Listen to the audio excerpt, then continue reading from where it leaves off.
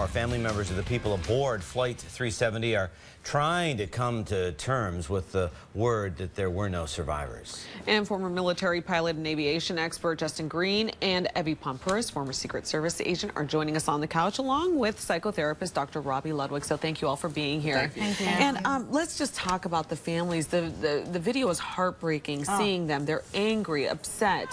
They're demanding the truth. So aside from the fact that they don't have remains to provide closure, this may be a cultural thing. They distrust the authorities, isn't that correct? Right, and part of the problem is the authorities, by the way they released information, and they released wrong information, and then backed off the story. They've lost the trust of the families, and I don't think they're ever going to get it back, because there's always going to be questions about this accident. There's always going to be conspiracy theories about what happened. Yeah. And it's just terrible. They really missed I agree with Justin. They've mishandled it from the beginning, and I think they've just set the tone, and it's just mistake after mistake after mistake. So at this point, it's almost like no matter what they do, you just can't fix it. Right. Well, I even noticed when watching the story, I'm not necessarily believing what the Malaysian government is saying, because that trust has been lost. But a lot of these families feel like they've been cheated out of the grieving process because they don't have access to the information. We see that they're getting very angry and very frustrated on the one source they need to rely on to get the right information. And you're so right. We are looking at something that is culturally very different. To come out and say no family members are alive without any physical evidence, you can understand why the families would be resistant to believing that information. Sure. And you know, if I can say this one thing, investigatively in a situation like this, they're never going to release everything. There's certain things we will never know. It's just the way it is. But the problem is the stuff that they have released, the stuff that they're sending out, it's been wrong. And it's changed, and then changed again. Oh, well, now maybe it's this. Oh, no, scratch that.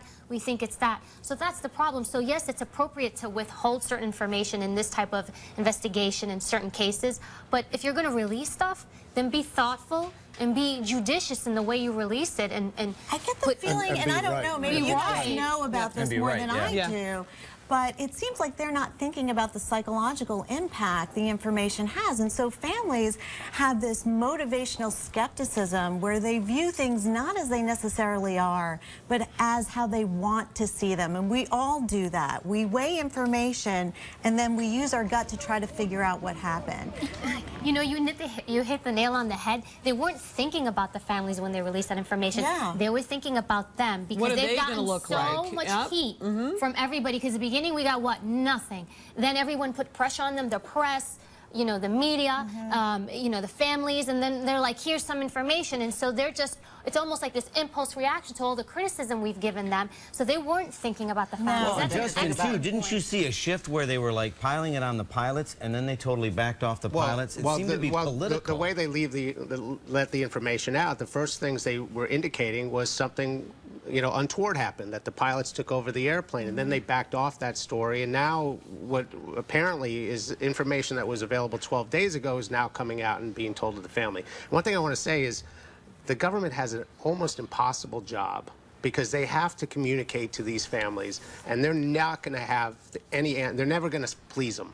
But they have to do the best job they possibly can, and they haven't done that, and they've made it worse.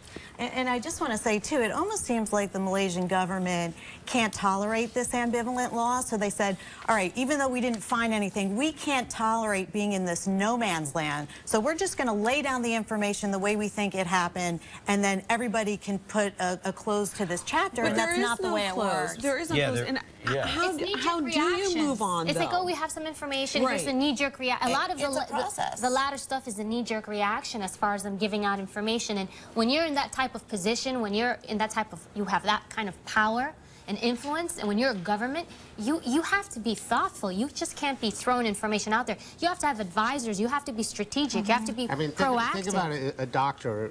You know, doctors have to give bad news to people. They have to say, look, during the surgery, your mother died, your wife is dead, and they know how to do that, and they go through a whole process of learning how to give that.